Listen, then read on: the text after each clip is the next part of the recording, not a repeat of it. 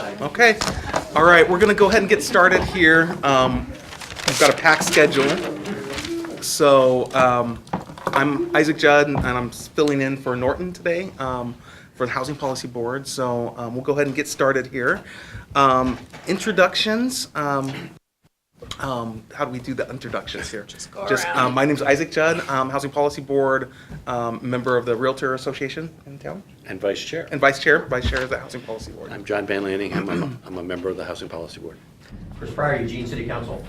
Kristen Carley with St. Vincent de Paul, ex officio member. Emily Ryman, Nedco, also ex officio member. And I'm Steve Oakes with Homes for Good, also ex officio. Marina Brassfield, minutes recorder. Teresa Kennedy, City of Eugene staff. Joe Burney, Lane County Commissioner from Springfield. Stephanie Jennings, City of Eugene staff. Great. So we're going to open up for public comment. We have Diana to start with, and we're going to move fairly quickly through this agenda. So, Diana, come on up. Thank you so much for letting me speak to you. So I just want to suggest that while you're thinking about policies to create more housing, please don't forget to create policies to preserve what we have. I'm talking about the short-term rentals. In my research recently, it looks like maybe 2,000 units have disappeared in Eugene, but we don't know. And so that's why I'm asking for two things. One, that we have regulations that basically say yes on rooms in your house, yes on one ADU, if you live on the land, but no on whole houses and no on whole apartments. And now people are actually doing Airbnb their apartment. And the second thing I want to ask for is a way for us to find out the uses of all the housing that we have in Eugene. Very simple. When people get their property tax, just put an extra card in there saying, what's the use of your property? You know, and then, you know, you delineate it. Is it commercial? Is it residential? If it's residential, is it short-term rental? Is it full-time rental? Do you live in it? So thank you so much for listening, and I wish you well. Great. And Josh. What about me? All right. Hi, Josh. I won't talk for too long. I just felt like I need to respond to a comment that happened last time, because I feel like this has become my job somehow. Commissioner Burney suggested that, like, renters need advocates, not to be represented, and Emily had a nice response, which was that first of all, renters don't necessarily have to be like low-income poor renters, for one thing, when they're represented on boards and commissions. And I think it'd be great to have more of them on city council too, but that's voting to decide. But representation matters. People seem to think I'm a fairly good advocate. Sure, I'm good at like reading stuff and absorbing lots of information. It's also because I'm a renter that I experience these things day by day. They affect me. I'm not poor, but I've had a no-cause eviction. These things affect me. Also, we should notice that, like, from the inception of the United States of America, like, the first category that was allowed to vote was white male homeowners, property owners. Even white males who did not own property way back at the beginning were not allowed to vote. So anyway, representation, important. That was kind of my main point there. We can't just have people saying they're advocates. We do need people. Further, we have affordable housing providers here. We have people who administer Section 8 housing vouchers. I actually think it'd be pretty interesting to have people invited to these meetings, and not just because they're open to the public, but like brought in who actually receive a Section 8 housing voucher. I mean, that's just a different perspective that we're not going to get otherwise when we think about policies.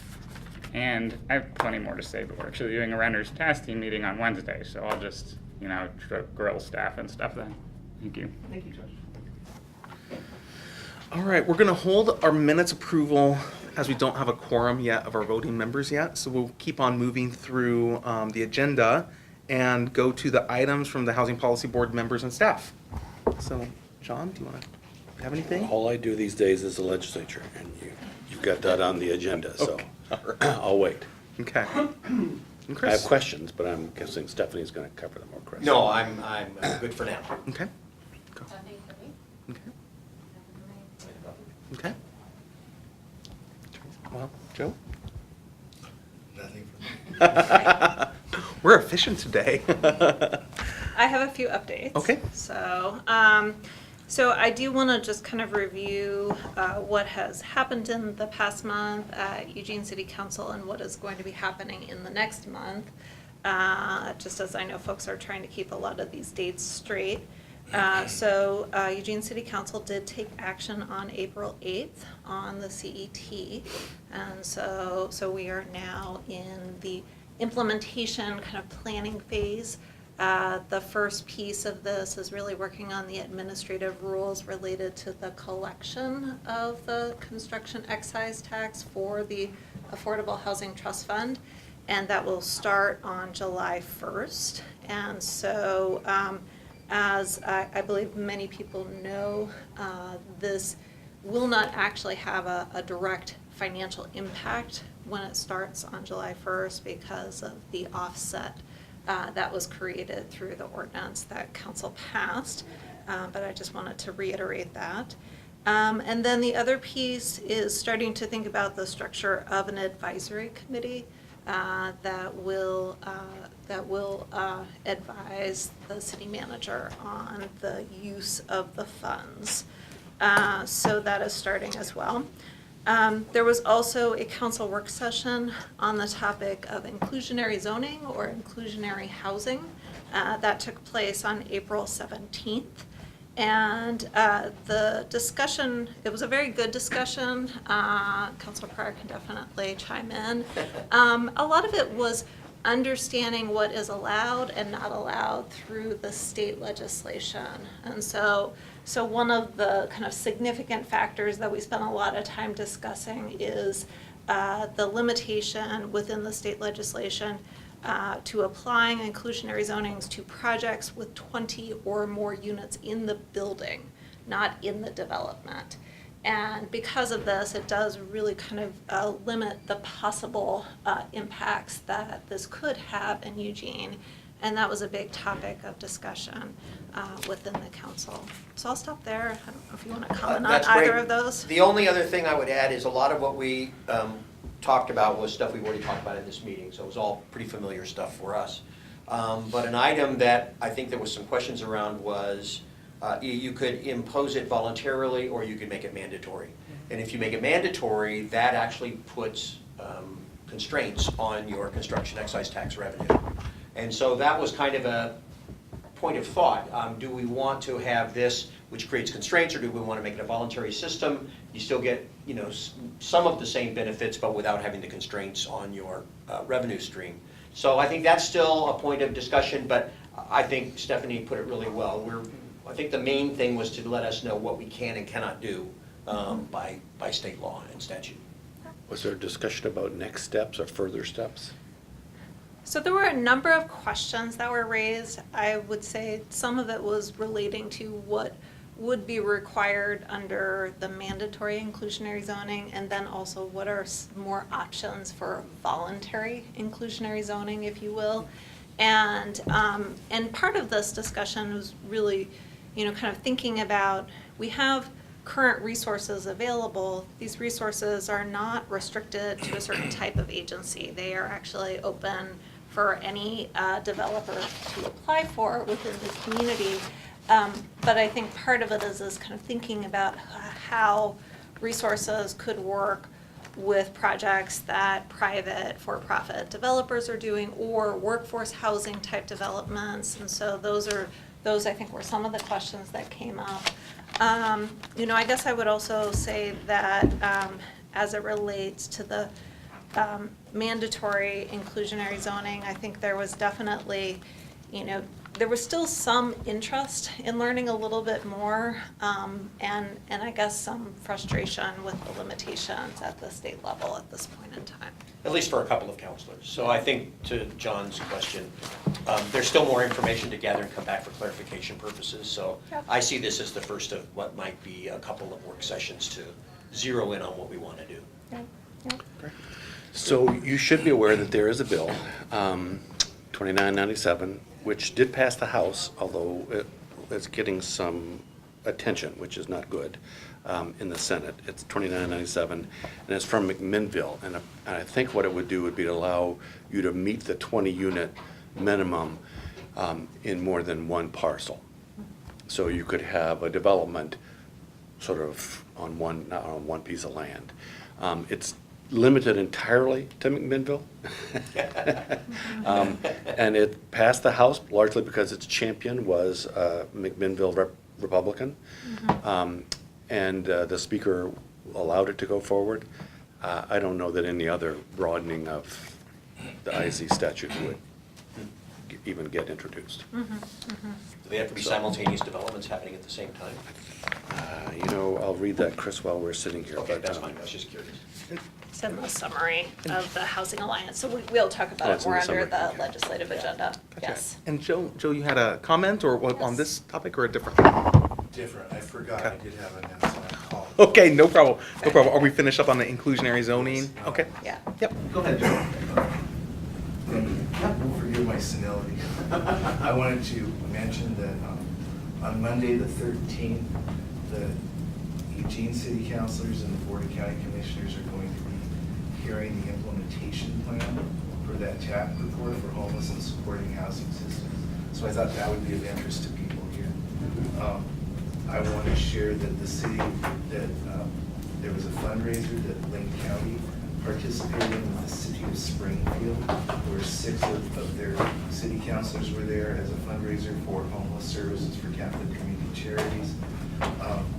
And in the same way that I hear in this Eugene-centric kind of a place that Springfield needs to know what's going on. Well, by the same token, I think it probably works both ways. There's no one from Eugene at that particular activity, and yet there was an awful lot going on.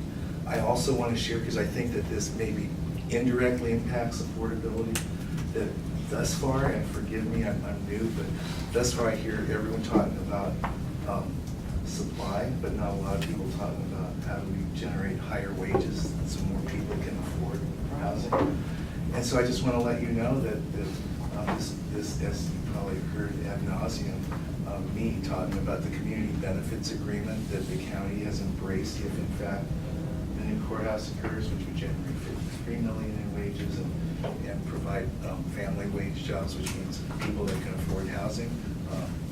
It also, I want to share with you that the Eugene School District, I was not there, but the Eugene School District, which has already gotten $300 million, and some people running for office there are suggesting a similar community benefits agreement to increase the dollar demand for housing to be affordable, has determined that it's illegal for them to do that, which I disagree with, and that they are going to make a statement of values which will have no teeth, in my opinion.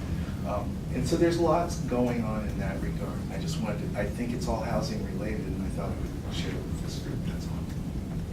And forgive my biases, I hope I referenced that they were my biases before I made the mistakes. All right, great. Thank you. Yeah. I have a few more updates. Absolutely, Stephanie. Go ahead. No, that's okay. That's all right. That's great, because I was actually going to mention the May 13th work session between the city council and commissioners, county commissioners, and that will be at 5:30 if any of you are interested in either watching or attending in person. So the next council item, the Eugene Springfield Action Plan, will go to Eugene City Council on May 28th. And I don't have the date for when it will go to Springfield City Council, but this is an annual plan that allocates the use of our CDBG and home funds. As we talked about at the last meeting, we are targeting increases to the Housing Rehabilitation Loan Fund this year for the CDBG resources. We've had several very large projects that have depleted our resources in the Rehabilitation Loan Fund, so we're asking council to consider putting a significant amount of the CDBG funds into that pool. So that will take place at 7:30 on May 28th. We believe there will be public forum that night. If you do want to make comment on it, it will likely be a consent calendar item. The council has many items on the agenda right now, and so we're trying to kind of figure out how to fit this in with everything else that is going on in a timely way.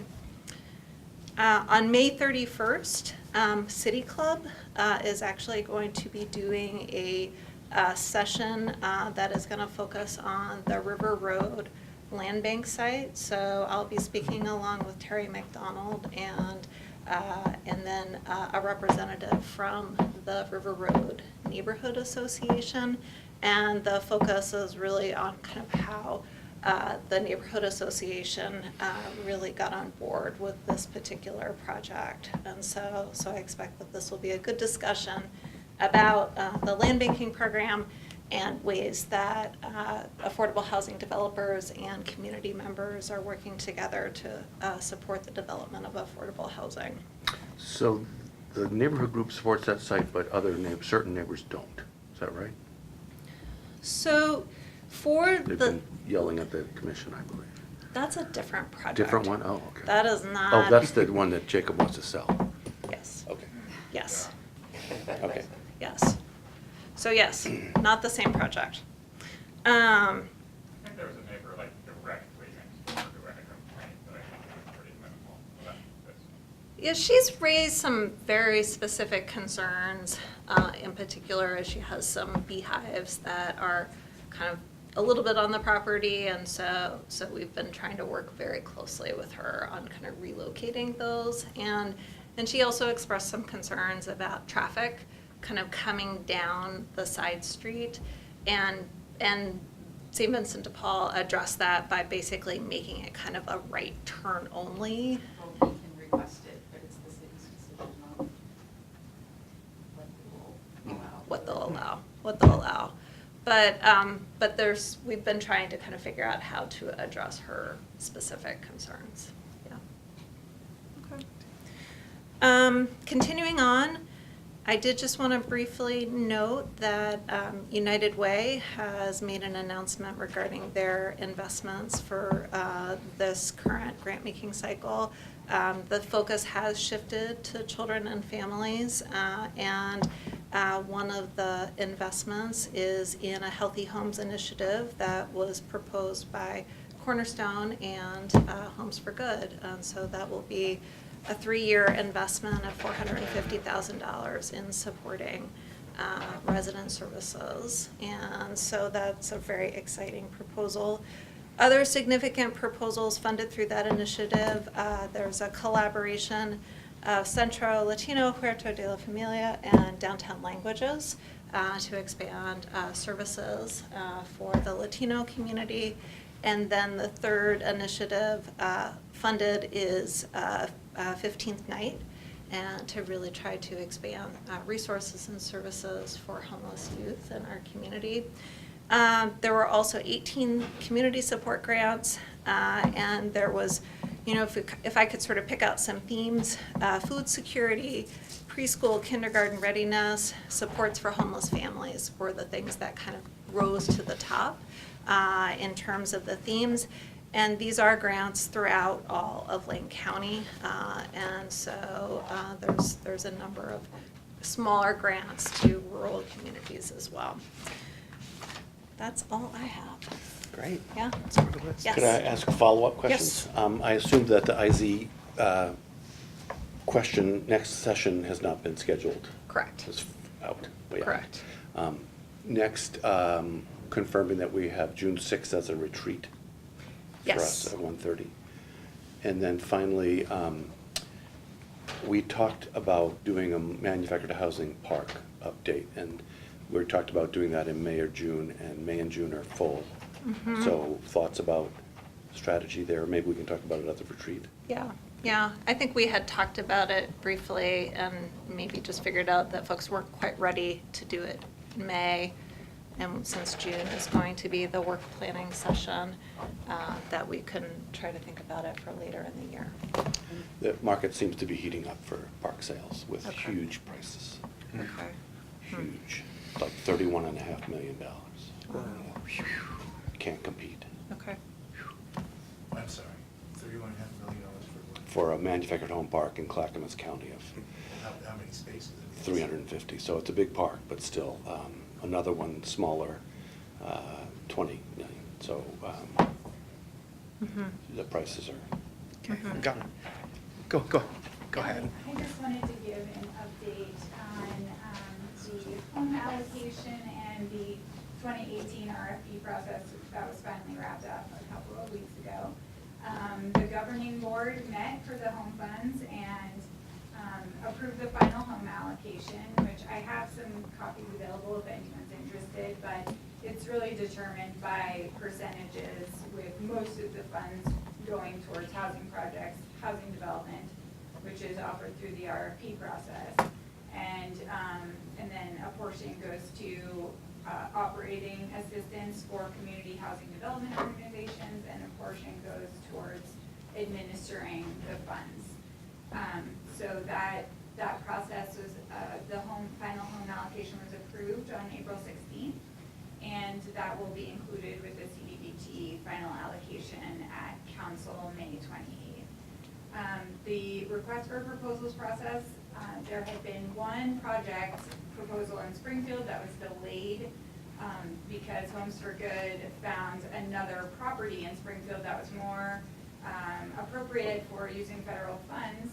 And that project, Hayden Bridge Meadows, was approved at the governing board meeting as well. And so that was a $750,000 home request. And so we're going forward with preparing that project for funding. Thank you. Great, thank you. All right, and Teresa? So just a reminder in the packets, it was a flyer for the next fair housing training, which is geared towards affordable housing providers. And it's May 14th from 9 to 12 at the library. And then just to expand a little bit on the HPB work plan review and development, that will be June 6th. It's 1:30 to 3:30, and that'll be in the library in the Sunstone Room. And we're working with Norton on the agenda. Great. Okay. Does that cover all of the HPV members and staff updates? Okay, then we'll move on with, is it Jeff Turk? Yes. Yeah. Jeff, it's up for you on an update from Lane County on the county properties available for affordable housing projects. Hi, good afternoon. My name's Jeff Turk. I'm the Property Management Officer for Lane County. One of my responsibilities is to manage the properties the county acquires through tax foreclosure. And over the years, the county has made those properties available to nonprofits. The statute allows you to transfer those properties to nonprofits and other governmental agencies for affordable housing purposes. So again, occasionally, we go through a process, and there's a few properties that may be of interest to various nonprofits. I see St. Vincent de Paul is in here, but I would let them know as well. And then part of the county's process is. Kristen is the St. Vincent de Paul. Kristen is the Oh, St. I'm Vincent sorry. de Paul. I apologize. Yes. I didn't hear that in the. So anyway, part of the process is, at some point, if there's interest, then the Housing Policy Board makes a recommendation to the County Board of Commissioners, especially if there's more than one party interested, although I guess we could just bid it out and go to the highest bidder, but no. Anyway, that was supposed to be a joke. I'm sorry. So anyway, just wanted to let you know that there's these properties available. One of them is this, house in Springfield. It's kind of in fair condition, and typically, also to go back a step, the county typically likes to at least get the taxes that were delinquent back. With these properties, it's a bit of an oddball because, like for these properties, like the first one in Springfield, there's the delinquent taxes, but also the former owners were on the senior tax deferral program, and they had passed away.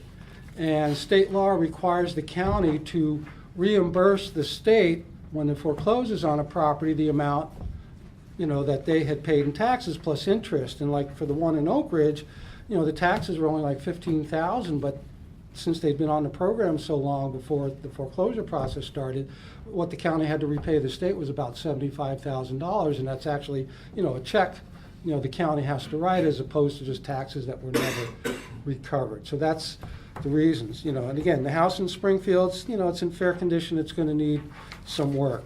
That house in Oak Ridge, and then some of you that may have been working with me over the years know sometimes the properties we get aren't always in the best of shape. This one was literally move-in ready.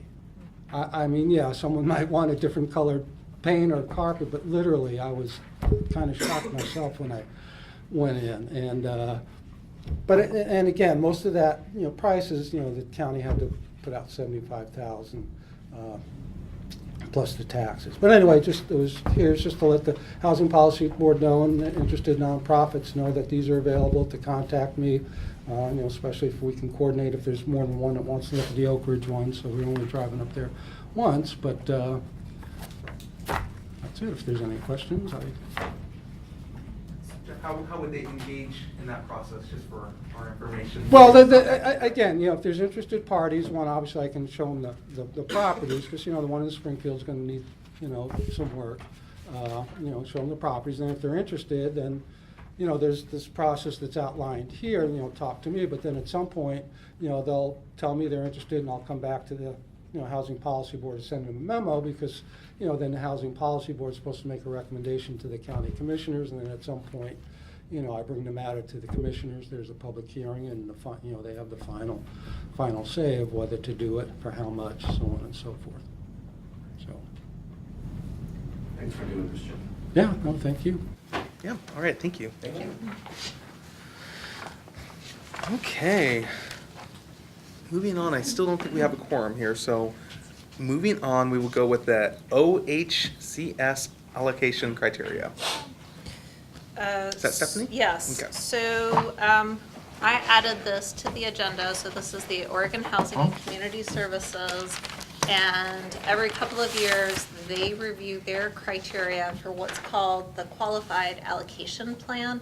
And this basically determines how they score applications for use of the 9% low-income housing tax credits, and I also believe it has implications for the 4% tax credits as well. And so they, OHCS has been doing an outreach process. This time around, they distributed a very extensive survey, and they provided a report to the Housing Stability Council on Friday. This is the State Housing Stability Council. And I think there were a couple of pieces from that report that I just wanted to share with this group. They also are conducting outreach sessions, and so Ellen and I participated one that was specifically for jurisdictions that receive home funds, because these resources are often used in combination with tax credit resources. And then I believe they're also doing outreach directly to affordable housing providers as well. And so as I kind of look at the survey results and the discussion, I did note in the survey that there were 22 respondents from Lane County, which is good. So a lot of folks did take an opportunity to provide feedback to OHCS about the criteria. There were certainly some concerns raised in the survey around a couple of issues that I also noted that were concerns that came up in the session with participating jurisdictions. One of the things that we've noticed is that there have been a lot of location criteria incorporated into the NOFA, and when I say NOFA, I mean Notice of Funding Availability, in the past couple of years that have had some pretty significant impacts in terms of the types of sites that are suitable or would score well in this process. And that there were several concerns raised related to that in the survey. Another area that the state is concerned about is readiness to proceed. And this is sort of a very interesting kind of chicken or egg situation, because it's a very competitive process. You don't know whether or not you're going to receive funding. So putting a huge amount of time and money in on the front end is difficult. This was also discussed in our session, and, one of the things we noted is that with the changes in home funds a few years ago, we can no longer use home dollars to fund pre-development costs. Home, essentially, now, under federal regulations, have to be the last resources in after all other resources are committed to the project. And then the third issue, just in general that came up in our discussion, I didn't see it so much in the survey, is alignment with home dollars. So particularly when we're trying to allocate home resources to a project, and we don't know whether or not they're going to get funded, and we have federal timelines for commitment and expenditure that we're trying to meet, we're essentially making some pretty big gambles with use of those dollars. It's always worked out, but not without some challenges along the way. So Ellen, do you want to add anything from the meeting? Any observations? Well, if you all have seen any preliminary materials, they are focusing on equity issues, permanent supportive housing issues, and rural issues. So those were some of the discussion topics that we had as well. They mentioned that they were going to do other roundtable discussions with developers, and so hopefully you all will be hearing about that soon, and you'll have an opportunity to comment. But I think a lot of the themes that I've spoken with you all about were themes that were discussed in the discussion of, especially related to location criteria.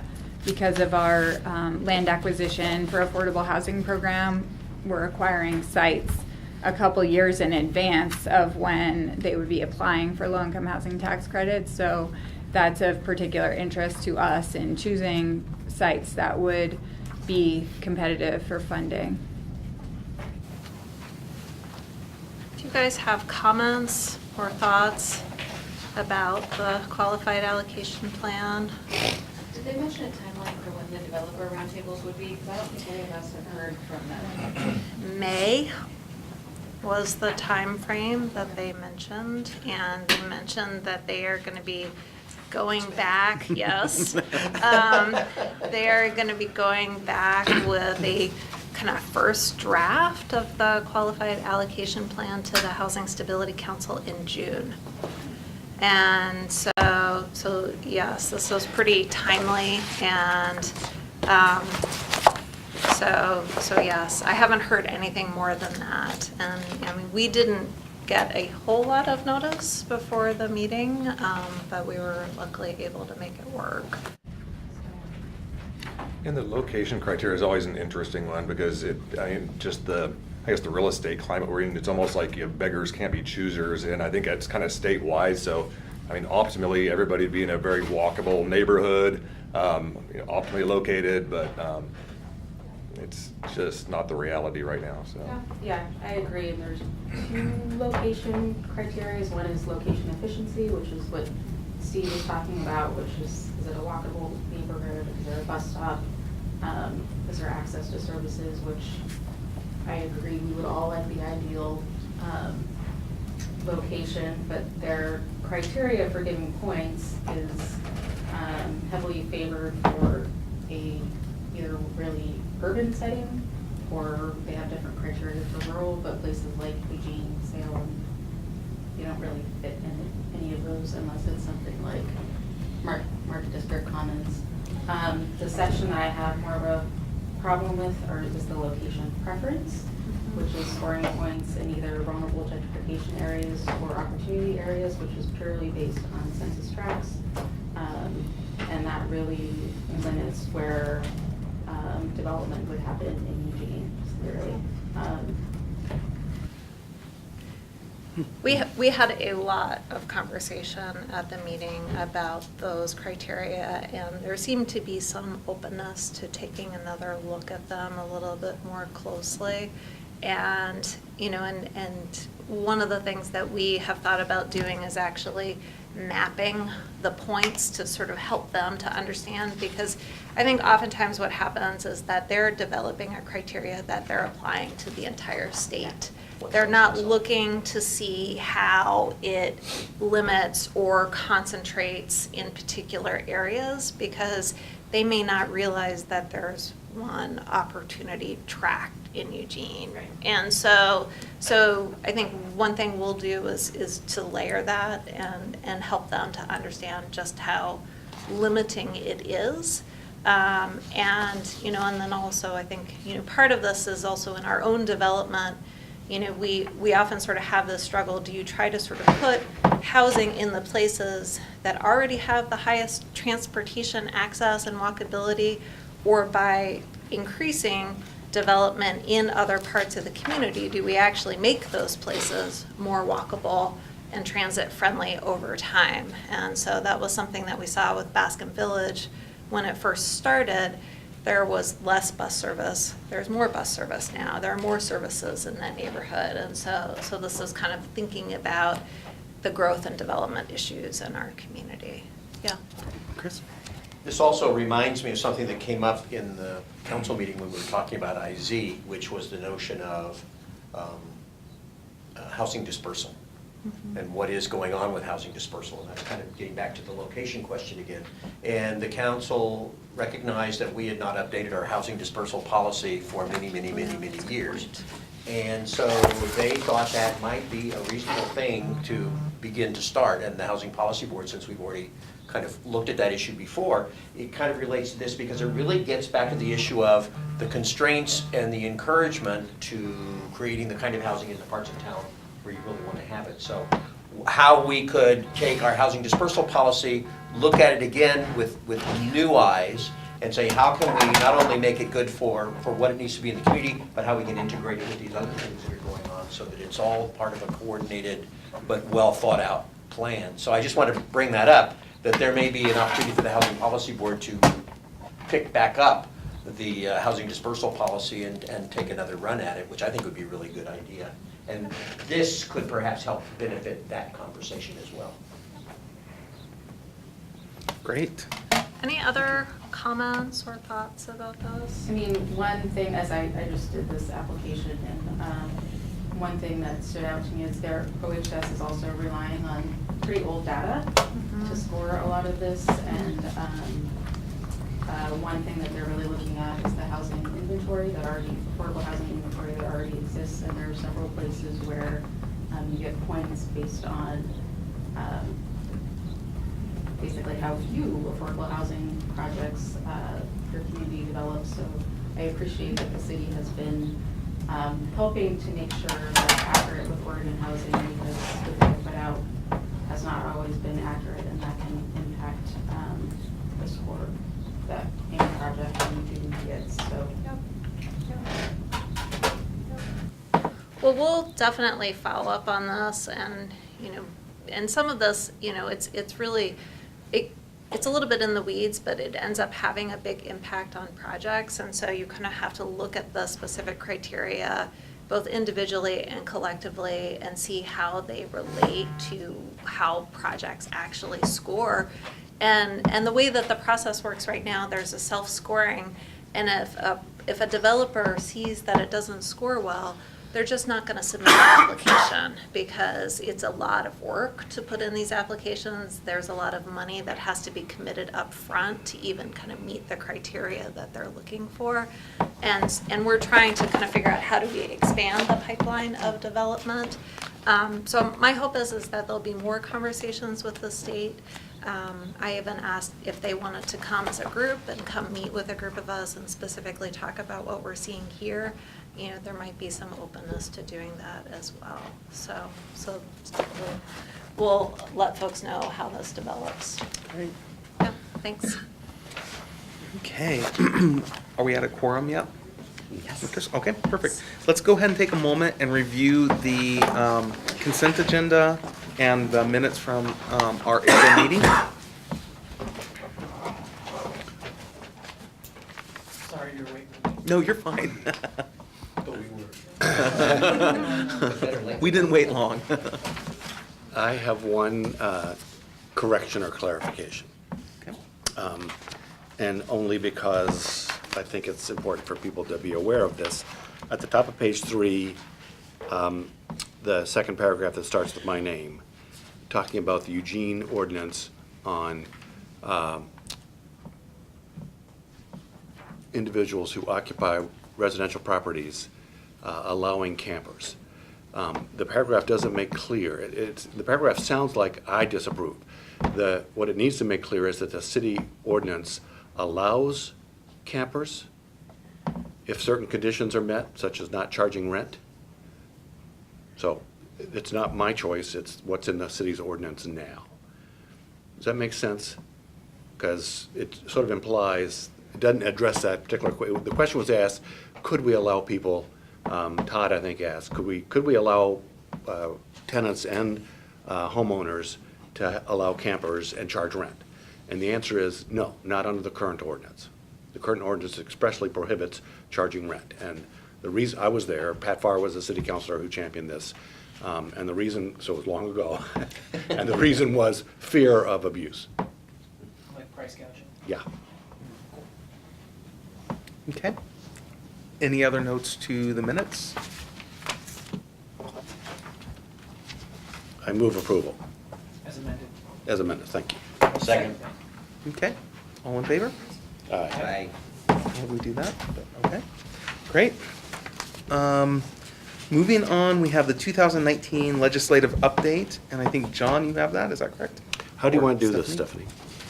So we have passed out the Housing Alliance update, and I thought we could just kind of, I could point out some of the kind of key things that I think might be of interest to folks, and folks can just jump in as it makes sense. How does that sound, John? Mhm. Okay. Yes. Would you be willing to send us an electronic copy of this email so that we can click on the links if we want? Sure, absolutely, Thank you yeah, very much. we can pass that along. So just kind of highlighting some of the key things that are happening. The first bullet refers to HB 2812, which is really focused on some technical amendments to definitions related to homeownership. And so not a hugely significant bill. And so SB 8 does relate to providing prevailing party attorney's fees when affordable housing developments are challenged to the Land Use Board of Appeals. And so there's, and Emily participated in that. Do you want to add anything? Let's go some questions. Okay. I'll add that it's already passed the Senate, so that's halfway, and it's in the House. And there wasn't really any opposition in the Senate. There was opposition in the House from Central Oregon Land Watch. I think it was overstated. I don't think it'll stop the bill.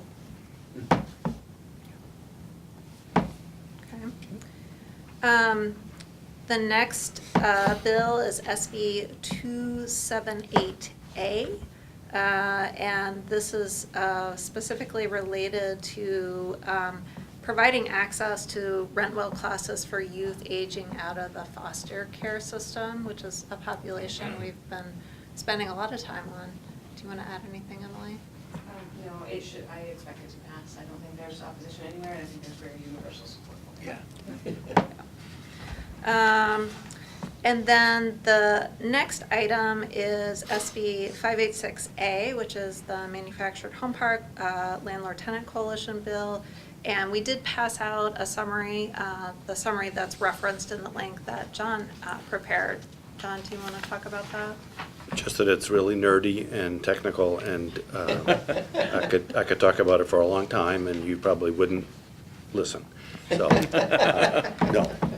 The one sort of element that I found interesting was kind of the mediation and kind of conflict resolution element So of the bill. so for years, landlord-tenant law is generally negotiated, except this last time with Senate Bill 608, which imposed good cause eviction only and a rent cap. But generally, it's negotiated, and that's because it's pretty nerdy, and neither side had the power to ram its way through. So this particular coalition has existed since 1997, has had a bill, a compromise bill in every session since 1997, and this is the 13th such bill. Often what I hear from park residents is, gosh, you get all these great laws adopted, but nobody enforces them. There's only one example I can think of where a state enforces landlord-tenant law. It's a private matter. If you don't like what your landlord's doing or what your tenant is doing, you can sue them, or move, or withhold the rent or something. But there's no state enforcement, except for fair housing. The one exception is Washington State, which I could talk about if you're interested. But what we're trying with this is mandatory mediation. It's kind of an inconsistency in the terms. Mediation is typically voluntary, but we're going to require that if one side requests it, the other side has to at least participate in one mediation session. In other words, listen. So they can't just sit there with their fingers in their ear. They have to actually participate in good faith. And the theory is that a lot of evictions can be avoided if the two sides talk to each other. So the state already does referrals for mediation through what are called the Community Dispute Resolution Centers. We have one here in Lane County. There are, some of the eastern counties are not served, but there's a way to get to them. And there's already money at the state level. It's not a general fund ask. There's money, tenants pay, residents pay $10 a year with their property taxes to support these kinds of programs. So and we've got a reserve. So we're going to use that reserve to support additional mediation. It's a 4-year trial. We'll see how it works. Right, moving on to the next page. The second bullet does relate to the bill that John mentioned that was initiated by the legislature from McMinnville. And so the way it's stated here, it says that if a proposal comes forward for a housing development that splits a housing development of 20 or more units across several buildings or lots, they would still be subject to the inclusionary housing rules. So the way that I interpret this is that it would change it from 20 units per building to 20 or more units per project. However that project is defined. So that, is something that we'll be watching to kind of see how it proceeds in this session and whether there's appetite for changing it at the legislature. Moving on down the list to next week at the legislature. So there's definitely work happening on both the earned income tax credit as well as the individual development account initiative. And both of these things really do speak to people's ability to both have income from their earnings and then also to be able to save. And NEDCO has been the IDA provider for many years. I don't know if you want to add anything, Emily. I think this one's going to be a heavy lift, so anyone who can participate in advocacy around it, please help. We're asking both for an increase to the amount of the credit and also a doubling of the credit itself. So it's going to be part of the coming up ways and means battles for how to get all the money through. Mm-hmm. And just for folks who maybe don't know what individual development accounts are, these are matched savings accounts that help people to buy different kinds of assets. And so it's been, Oregon has actually one of the largest programs in the country, maybe the largest state program in the country. I don't know if it's the largest, but it's definitely one of. It's as Stephanie said, a 3-to-1 match for families below 80% of median income. So low-income families, they have to complete a series of financial literacy education and then asset-specific education. The assets they can save for are defined. A first home is one of them, but it's also things like going to college to get a degree that has income earning potential, starting a small business. Very specific things that can help the financial health of a low-income family over time. Incredibly powerful program. Got a little bit of a bump in the road because of the Trump tax changes to personal donations. And so because of those changes, the credits are not as valuable as they once were. And that's why the tweak in the credit amount is being asked for from 0.7 up to 1, I think. They're asking for a dollar for dollar credit now. And then the waiting lists around the state are just phenomenal. The Lane County waiting list is over 2 years at this point to get into the programs. And we do no advertising for it because we don't want to create even more demand and create, you know, a 7-year waiting list that just has people frustrated. So I think the overall doubling of the amount that the state has is really important to reach families when they're at a moment in time of being ready for that kind of transition and not asking them to wait 2 years. Yes. How much money is in the program now for Oregon? I believe it's at 7.5. The credit is at 7.5 million. Sorry. I can The double check that details. for you. And you say there's a 2-year wait. How many people is it? Oh, it's probably close to 200. We usually conserve, NEDCO conserve 80 or 90 a year with the allocation that we get. Are you the only group serving people in the state of Oregon? Oh, no, there are, I believe 10 what are called FOs, and those are the agencies that receive a direct allocation of funding from the state pool, and then many of the FOs have sub-partners or sub-grantees. And so there are probably 40 or 50 organizations across the state that serve So the IDA 200 was participants. NEDCO, wasn't the whole state? Correct. Is there data one could get on statewide? Oh, absolutely. And thanks, I just have a Mhm. couple. So a good resource website, the whole program is administered by neighborhood partnerships, and it's called the Oregon IDA Initiative. And they work with PSU to do a lot of data tracking, and almost all of it is available on their website. Oregon IDA. Yeah. Oregon IDA Initiative. Excuse me. There was a presentation on this program at the Housing Stability Council on Friday, and this was the same meeting where they also talked about the qualified allocation plan. We can just send the entire packet. It's a fairly lengthy packet, but it does have information and really good overviews of both of these I really programs. appreciate So, everything about it. I wanted to also say, so did I hear you say that because of the Trump tax plan, now the tax credit has gone up almost in half from 0.7 to 1.0, which is there a direct relationship between that and how much income taxes the federal government receives So- actually paid? So I'm not a CPA or a tax attorney, but with that qualification, so if you, individuals or companies in Oregon can contribute to the Oregon IDA initiative in return for a state tax credit. And that's where they generate the money that they're able to generate. So they can generate about $10 million a year with a tax credit allocation of $7.5 million. Because for every dollar you donate, you get a 75-cent tax credit back from the state. It used to be that people could double dip that a little bit, and they could also claim that, you know, if you, Joe, go and buy $100 of these, or contribute $100 to the Oregon IDA initiative, you would get $75 back from Oregon on your state income taxes. But then you could turn around and also claim that $100 donation to the Oregon IDA initiative on your federal taxes and get an additional deduction there.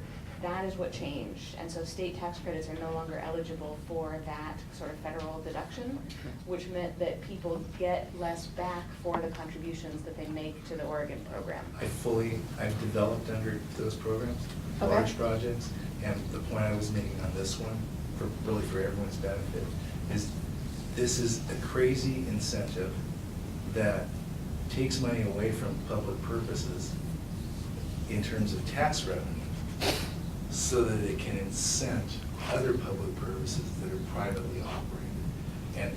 And I just wanted to make that point, that's Yeah. all. And I'm gonna go, I'll get the information, I don't wanna hold the meeting up, but I'm fascinated with the program.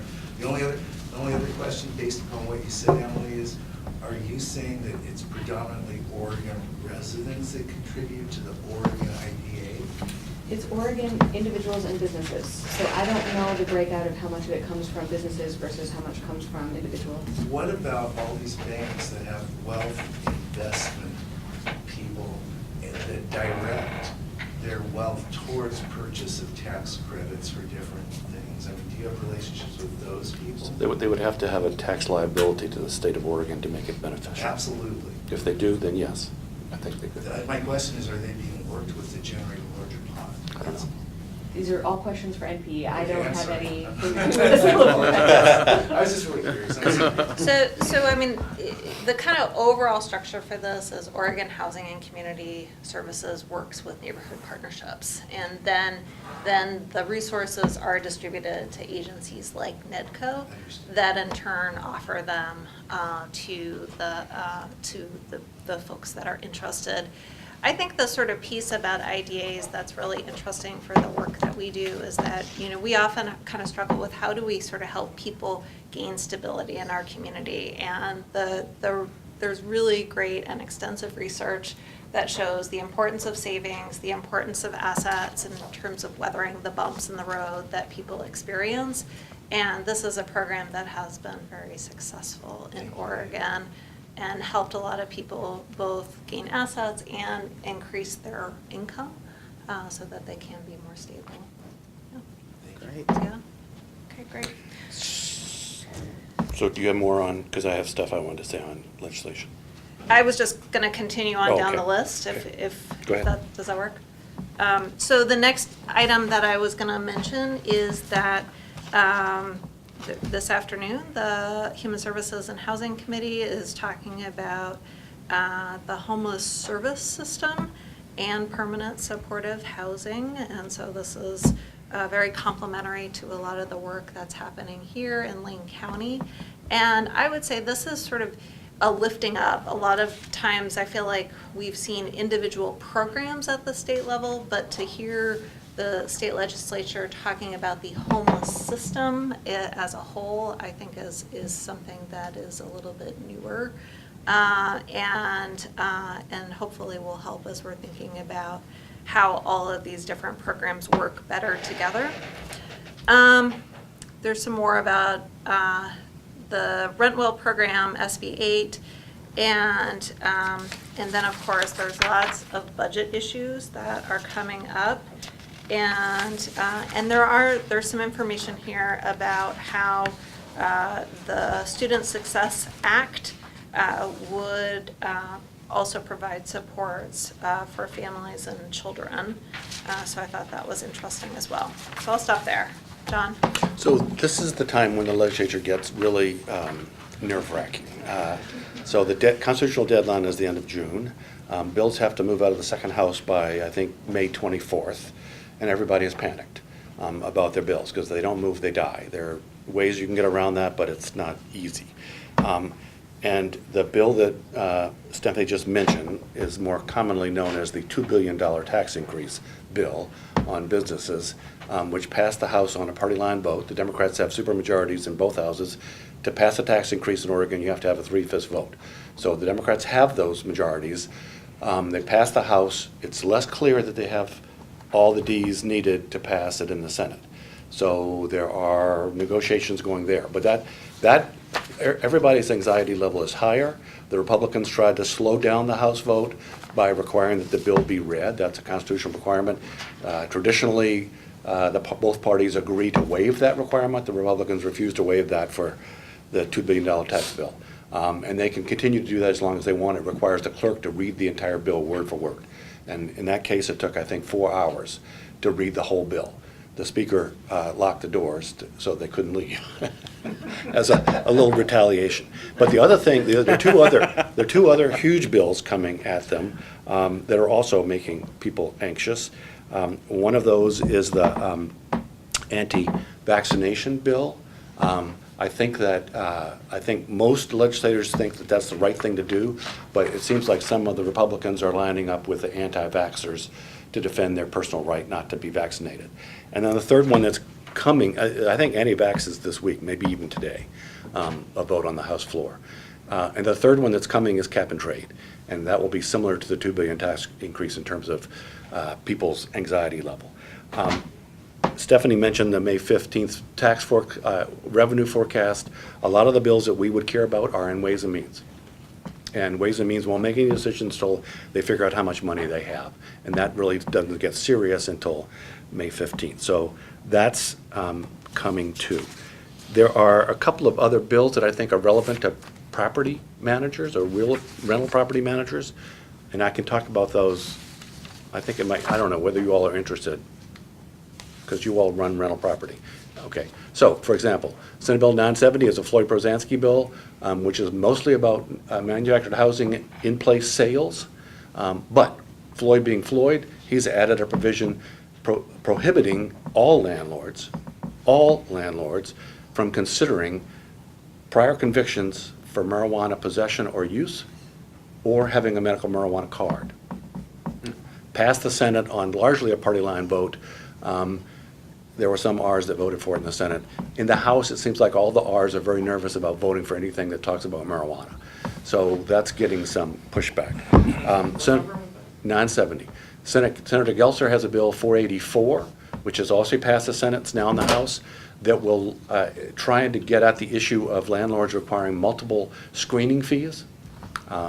And roughly, I don't know that it's going to do a whole lot of good, but roughly what she's saying is that if you're a landlord and somebody pays a screening fee, that screening credit check is good for 60 days. So we'll see how this works out. It's not very well drafted, but that's apparently going to pass. 2916 is the urban campground bill called Transitional Housing Accommodations. There's a state statute that allows cities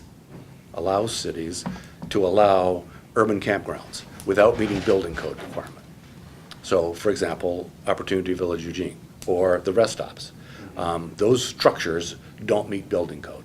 But the state statute authorizes cities to allow them, except the state statute, which is from 1989, is limited to yurts and one per city. Two per city. So we're over 2. Eugene's over 2, Portland's over 2, plus they're not all yurts. So there's a bill in that has passed the House to change those criteria. Dan Bryant's been working hard to help it pass. And last week it had a hearing in which neighbors from a Portland neighborhood, St. John's, came and objected about alleging lots of horrible things of homeless people in these campgrounds. So we'll see how that plays out. I think it still has a good chance to pass. 2949 is an interesting issue. The 4 big counties, including Lane, are allowed to exempt property taxes for low-value manufactured homes. You may not be aware, manufactured homes are personal property, but they pay a property tax on the manufactured home. And if it's less than, in Lane County's case, I think it's $17,000 now, it's indexed, the county waives the property taxes on those. The other 3 counties, the other 3 big ones are Multnomah, Clackamas, and Washington. And they actually have a higher low-value level. Theirs is $34,000 versus Lane County's $17,000. And their argument is that it cost them more money to collect a little bit of tax than it was worth. Multnomah County has a bill in to say that if you get over that $34,000 level, you don't go from 0 to 100. It's a percentage application. So you're only taxed on the amount above the $34,000, not the whole value. So that bill is limited to Multnomah and Washington counties. 2001 is a bill that Chris has been involved in. 2001 is one of the Speaker's bills to encourage infill and density. It's been amended quite a bit to only require duplexes for small cities, but it would still require duplex, triplex, fourplex for bigger cities such as Eugene, and it requires DLCD to provide technical assistance, and because of that, it's in Ways and Means. So it really depends on whether the money is there for the state to help make it happen. What else? There's the mortgage interest deduction bill, 3349, which would produce a huge amount of money for the state. I don't think it's going to go anywhere. It just seems to draw a lot of opposition. It would limit mortgage interest deduction on second homes and on people making huge amounts of money. Oh, and Representative Marsh has 4 bills in this session, also all in Ways and Means, that would allocate money to address older manufactured homes, both in parks and not in parks, because they're energy sieves.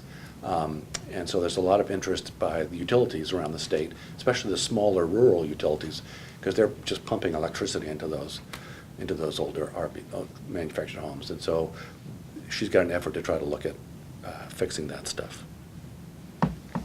Oh, and finally, 1024 is a Senator Beyer bill. It started out as a Representative Lively bill. It's also in Ways and Means. It's requesting $3 million basically to give to St. Vincent de Paul to improve the infrastructure of our piece of land in Springfield for a brand-new manufactured home park. I would just add the energy aspects of manufactured home parks is something that we deal with quite a bit within the city of Eugene, and I know Springfield does as well. We have an emergency home repair program. We often work with eWeb to try to make improvements to these units. Sometimes these manufactured homes are 50 years old or older, and there's not sort of money available to actually replace them. So we just continually try to make sure that we're, fixing the issues so that the person living there or people living there can continue to live there, because there's really not other options for them once they lose those units. Two of the bills that are in that Red Marsh package address that very thing, and would create a pilot to try to replace pre-1980 units. Yep. And they have bipartisan support, so that's good, but they cost money. So that, you're talking, gave me time to realize that I left two out. There are a couple of bills that extend sunsets on property tax expenditure bills for manufactured home parks, including there's a capital gains break for a landlord who sells his or her park to a nonprofit such as St. Vincent de Paul, or to a resident co-op, or to a housing authority. So that's 2664, and the other property tax expenditure bill is 2130, which would extend the property tax exemption that Eugene uses and now Springfield uses for affordable housing projects. They're both in something called joint tax expenditures, which is both revenue committees, House and Senate, and it hasn't even met. So again, it's waiting to see what the revenue forecast is. It's a lot of questions. Go ahead, Josh. Just one, the two things. The screening fees bill, could you just give me that number again? 484. And I don't, maybe it's not a big deal. 2002 seemed like it would be pretty relevant to them. I don't know. Which one is that again? It's a period with housing, nonprofit developers selling old properties to other nonprofit developers. First, it's like you have to. Was it the right of first refusal? That's the No, one. it's the preservation bill. I think it's both, actually. It's about the notifications of. Oh, so that already before- passed, I think. I think it was just a notification extension. I can't remember, so I'd maybe we have can to talk to see. you it Have to see afterwards. where that is. Okay. I don't remember. But yes, I have been trying to track that one as well, because it has to do with the notifications that the city gets when a property that is affordable housing is being sold. It does some expansion of defining what sort of should be considered part of that notification, and then it makes some changes to the process. And so it's been, a network of affordable housing lenders has been tracking that particular bill. Great. The number one. Screening fees, I could write. Oh, 484. Do you have any other questions for John or Stephanie about the legislative updates? Go ahead. You know, the ones waiving property taxes for manufactured homes at a certain level. So those are the property taxes on the homes itself, not the land. Correct. Yep. And Because they're pretty they don't own minimal. the land, they rent the own land. Yep. They do own land? No. Do not? If they own the That's what I land- said. So if- those are for manufactured homes where the liver in the home, the person that lives there does not own the property. Correct, yes. correct. That's pretty minimal, is it not? It's 17,000 for Lane County. So a manufacturer, Yeah, what would the property tax? I don't know, you I'm saying the property tax amount received, I imagine. It's- I can answer that. It's probably 250, 300, 350, 400, Right, it's right. depending on value. So probably what they're talking about would be maybe 250 to So it's 300. a relief for the tenant or the manufactured home. It was actually It doesn't impact the state all that. It was requested by the counties, because as I said, Cost more they to felt collect. it cost Cost them more to more collect. to collect a small amount of money than it was worth. So it does that was benefit- the it does benefit the criteria. home. That It was does- the criteria, even though you think the criteria would be to help people. It does both. It's a win-win. Yeah. I mean, I would say, we looked at parks a few years ago in Eugene, and there there was a real range. There are some higher end parks and they have larger units within them, and so it could be more significant for those. Yeah. But there's a huge number that are very, very minimal small units. And that would be on the very low end, those numbers, but within the park. Yeah. Okay, all right, we're making good time here. So moving on, it looks like we're gonna have time to get through the rest of our agenda, if that's okay.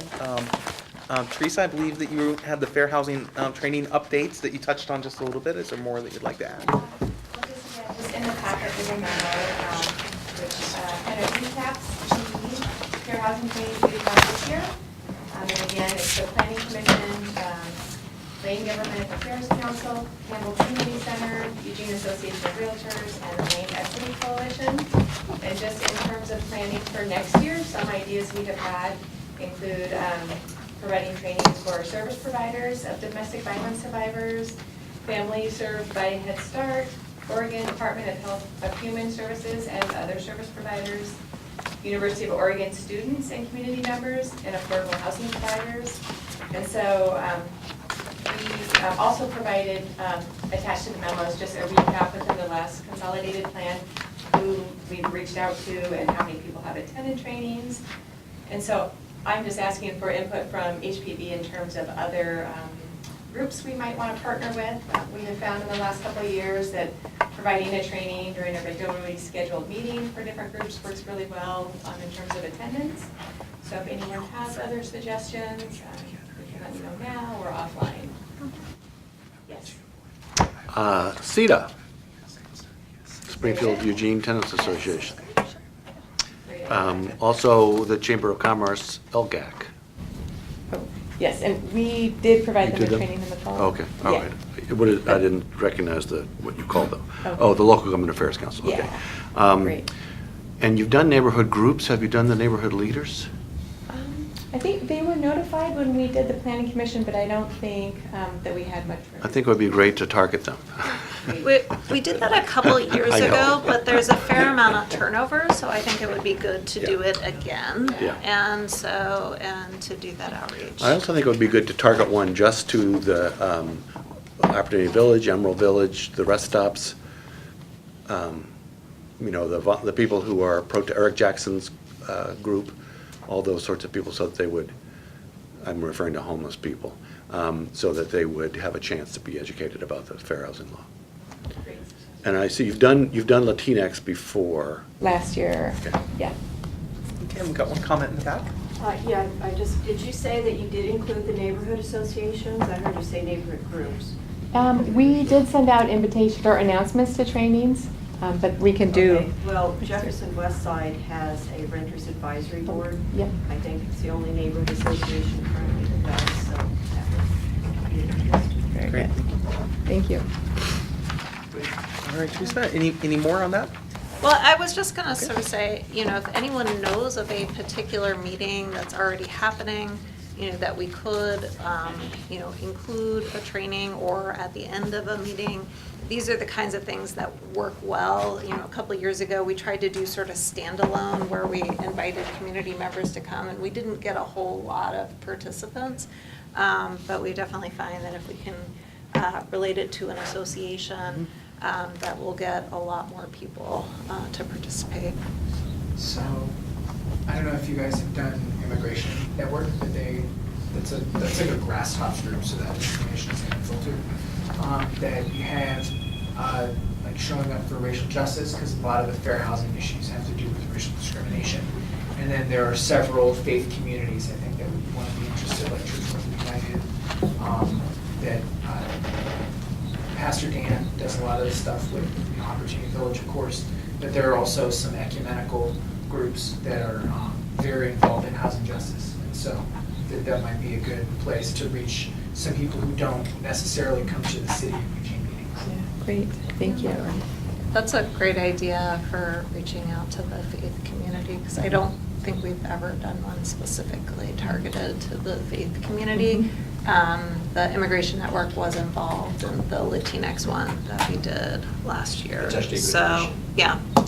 Great comments. I think that Dan Bryant would probably know a better person to talk to than I would, but I know, Pastor Adam at First Methodist is we are having a congregation-wide discussion about these and related issues right now. And so that it is timely and that there are a lot, and that's, a downtown church with open doors that is trying to help a lot of people. That's great. Great. And Teresa, would you mind sending this out again? Sure, yeah. Okay, so let's go ahead and move on to project updates with our affordable housing representative. So if you wouldn't mind starting, Kristen? I don't have anything to update. Okay. I've developed and reviewed it since the last meeting. I've been on vacation. There you go. I don't have a project-specific update. We have hired a new director of real estate development, who will be starting in June, so hopefully I'll have lots more project updates soon. And just that we're getting closer to getting ground broken on the 6th and Oak project at Market District Commons. So right now we finally have a closing date set for May 21st. So if all goes well, we'll be, the last parking downtown will be getting developed here at the end of the month, so. Great. Wow. We just finished up our agenda. Stephanie, is there anything else that we want to add? You don't have to wait. You can be Well, efficient and in that compliments. case, we're gonna go ahead and call this meeting adjourned. Great. All right. Thank you, everybody. Thank you. Yeah, thank you. Hey, Joe.